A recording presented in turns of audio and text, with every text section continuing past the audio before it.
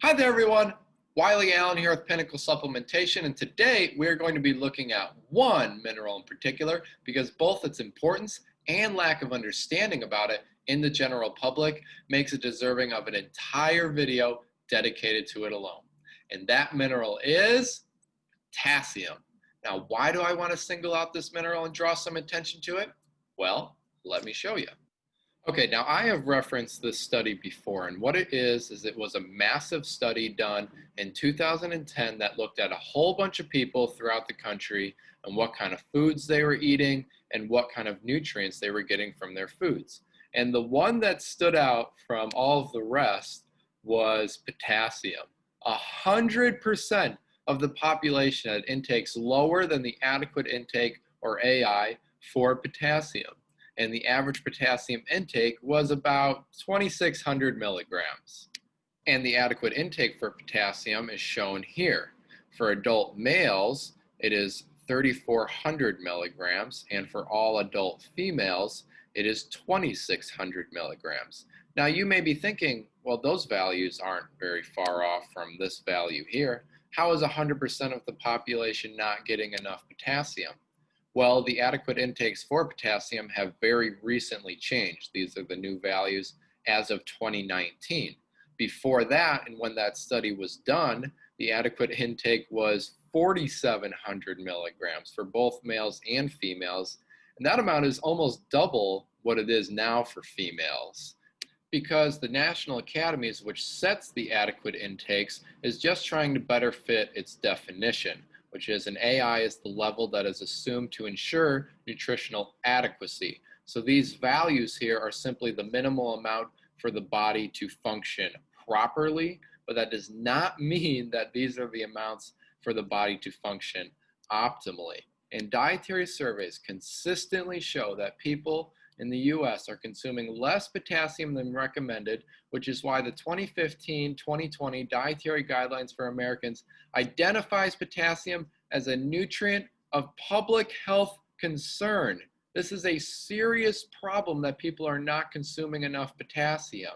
And that is why the FDA has taken this more seriously and has gone in the opposite direction of the National Academies and has actually increased the daily value for potassium from 3,500 milligrams to the old adequate intake of potassium at 4,700 milligrams. Because the more potassium you have in your body, the more optimally it is going to function. And here's the most recent study done on potassium. It was finished in May of this year, 2020, looking at the rising trend of hypokalemia prevalence in the US. Hypokalemia is simply the medical definition for low blood potassium levels or potassium deficiency. So this study was looking at the serum or blood potassium levels of a whole bunch of people from a wide age range between 1999 and 2016. So over 17 years, they're looking at the changes.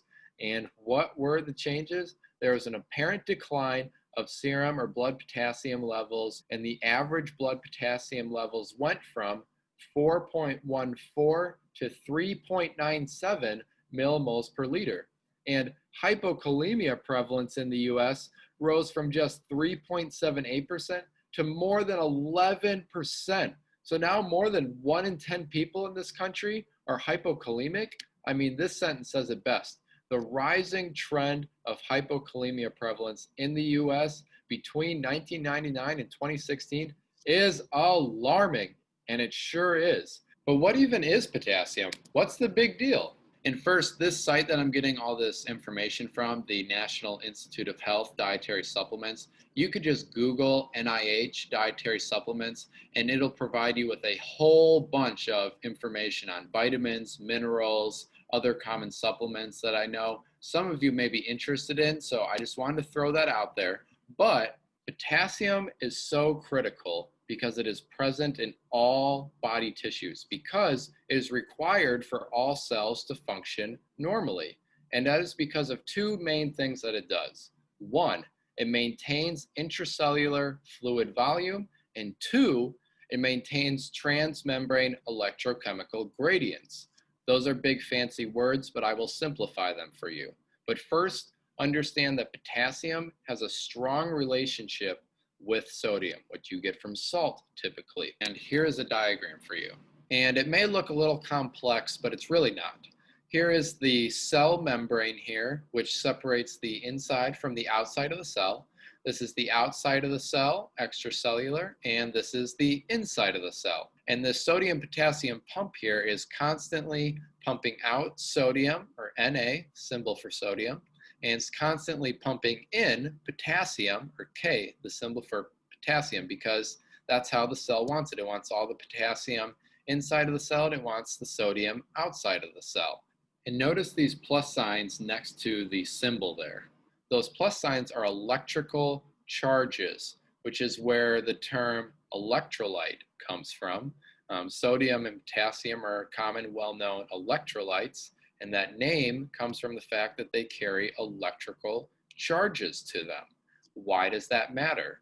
Well, that allows your body to have an electrical system, and this electrical system is better known as your nervous system. How does your nervous system work? Let's say I take my hand here and I touch a really hot stove with my fingers. How do you know that you're touching a really hot stove? Well, your fingers send a signal all the way up to your brain, and your brain sends a signal back saying, hey, move your fingers, that's really hot. And it's able to do that because of these electrical charges. And here's how this process works. When the cell is resting and it has all of that potassium sitting in it, it carries a negative charge. See the negative sign there. And then when it needs to send a signal, all of this sodium starts rushing into the cell and it gives it a positive charge. And then once the signal is sent, all of the potassium comes back into the cell and it goes back to its negative charge state. And your cell goes back to pumping out sodium and pumping in potassium. And it does this as well as send signals all day long. But the thing is that if you're not getting enough potassium, then this process does not work. And your nervous system won't work properly. And you need your nervous system to work. So that is one reason that potassium is so critical. The other reason is that it maintains intracellular fluid volume. That matters because of blood pressure. Now, anybody that has high blood pressure has heard, hey, you need to decrease the amount of salt you're taking in or decrease your sodium intake. But what a lot fewer people have heard is, hey, you need to increase the amount of potassium that you're taking in, because sodium and potassium, again, work in a balance. And your kidneys, they play a big role in your blood pressure because they control how much fluid is in your blood. And the more fluid in your blood, the higher your blood pressure. Now, when your kidneys are functioning properly, they filtrate out all of the extra fluid in your blood, which turns into urine. And this process only works if sodium and potassium are in the right balance. Now, you're supposed to be consuming more potassium than sodium, but the average American today is consuming more sodium, 3,400 milligrams, than potassium at around 2,600 milligrams. And now that system is out of whack. All of that excess sodium in your blood is holding on to all that extra water. And now you're having a lot more fluid in your blood because your kidneys can't filtrate it out, and you have higher blood pressure. The main point is that you can also decrease your blood pressure by increasing your potassium intake. And here's a study to back that up. Potassium supplementation for hypertension, which is just the medical term for high blood pressure. And this is a meta-analysis, so it's combining the results of all of the trials and articles done on the topic. And the results were, after looking at over 9,000 articles and 23 human trials, compared to placebo, potassium supplementation resulted in significant reductions in both systolic and diastolic blood pressure. So the conclusion here, potassium supplementation, safe, no adverse effects, and significantly decreases blood pressure. Okay, so that is the second reason that potassium is such a critical nutrient. All right, so when people hear that potassium is important and they want to start adding more to their diet and are looking for a supplement, this is where they go. This is Amazon's best sellers here. So when they're looking for potassium supplements, this is what people are buying. So let's take a look at what's on here. First one on the list is a tablet with potassium from 550 milligrams, potassium gluconate yielding only 90 milligrams of actual potassium. So the other 460 milligrams there is the gluconate. So there's only 90 milligrams of potassium in this product here. Let's take a look at this one here. And it's going to look pretty similar, except this one is from citrate, but this again only has 99 milligrams. A little bit more than the last one, but pretty similar. And this one, unfortunately, is not a potassium product here. It's actually an iodine supplement, but some of the iodine comes from potassium iodide, so that's why it's on here. But this is not valid. This is an iodine supplement. Let's take a look at this one here. And again, the dosage is going to be 99 milligrams. You can see it right there. Let's go take a look at the next one. And again, you're not going to be surprised that same dosage, 99 milligrams. How about the next one? It says it right there, 99 milligrams. Why are they all at this peculiar dosage? Why are all of these products dosed at less than 100 milligrams? Here's an explanation as to why potassium products typically contain up to 99 milligrams of elemental potassium per pill, because of an old regulation that prohibited solid dosage forms from exceeding that amount without a warning. But this regulation is no longer in effect as of 1994. So since 1994, products have been allowed to provide more than 99 milligrams, but a majority still do not, because the FDA has ruled that some drug products that contain potassium chloride specifically and has more than 99 milligrams may be associated with small bowel lesions. But again, in 1994, Congress said that the FDA cannot limit the amount of potassium in a supplement unless it has actual evidence that there are safety-related reasons. And to this day, the FDA has not issued a ruling on whether supplements with more than 99 milligrams must have a warning label, because they don't have substantial evidence to do so. But a majority of companies still follow this now unwritten rule that you do not put more than 99 milligrams of potassium in a pill, because it's still frowned upon by the FDA and nobody wants to upset the FDA. So how do you get around this? Well, you have to look for powders, and we have to scroll down a little bit to get to a powder here, and this is the first one. And powder is a lot better than pills for many reasons. One, you can consume a lot more of it at once than you can with pills. Okay, even though the serving is still 98 milligrams of potassium there, you can consume a lot more than that.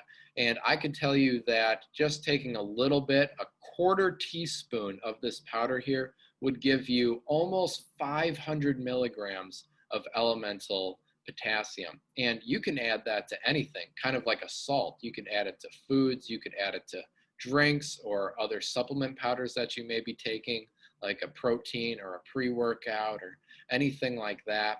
And on top of that, it's going to save you a lot of money to buy it in powder form. Okay, look at the servings in this. We have 1,800 servings, and the serving size is 275 milligrams, and that'll give you 98 milligrams of potassium. And notice the price. It's about $16. And if we buy pills, exact same price, $16, it gives you same serving size, 275 milligrams, 98 milligrams of potassium, only 300 pills. So there's only 300 servings in this, and there's more than 1,800 servings in the powder over here. You would need 6 bottles here to get the same amount of potassium as in one bag of powder over here. And it would cost you about $80 more to buy those 6 bottles rather than just one bag of powder. So it would be a lot more economical to just buy the powder form. And you can take as much as you want, because in healthy people with normal kidney function, high dietary potassium intakes do not pose a health risk, because the kidneys simply eliminate any excess amount that you take in. And although there's a very small amount of case reports that indicate very large doses of potassium could cause heart abnormalities and death, The national academies have concluded that those case reports do not provide any evidence that it was actually potassium alone that caused those effects. So they have not set an upper limit for potassium. And there is no evidence that high intakes of potassium can cause hyperkalemia, which is the opposite of hypokalemia. Hyperkalemia is very high blood levels of potassium in adults with normal kidney function or any other adverse effects. Therefore, there has been no upper limit set for potassium and is very safe. However, let me be clear that that statement does not apply to everybody. If you have any kind of kidney problems, don't have normal kidney function, or if you're taking certain medications like ACE inhibitors or any kind of diuretics, do not be looking for a potassium supplement. And other people that need to be careful are people with type 1 diabetes, congestive heart failure, adrenal insufficiency, or liver disease. So if you fall into one of these categories, do not be looking for a potassium supplement on your own without talking to your doctor. However, if you do not fall into one of these categories, then not only is a potassium powder supplement safe, but it is also very beneficial for your overall health. Now, you should be trying to get as much potassium from the foods that you eat as you can. And immediately when people think of potassium, they usually think of a banana. But you can see from this list here that there's a whole bunch of things that have a lot more potassium in it than a banana does. Okay, an apricot, for example, has more than twice the amount of potassium than a banana does. And there are a whole bunch of foods that have high amounts of potassium in them. And fortunately, it is a lot easier to find them now because the FDA requires that potassium be listed on all nutrition labels now. So start looking for ways to increase your potassium intake, unless you are somebody that I stated it may be unsafe for. And you can bet that we will have potassium citrate powder in our product line here at Pinnacle Supplementation. Okay, I want to thank you for taking the time to watch this. It is much appreciated. And let me know what you think. Like it if you thought this was good information. Send me a comment or question if you have one. And subscribe if you haven't already, so that way you can catch the next video. And as always, go reach your pinnacle.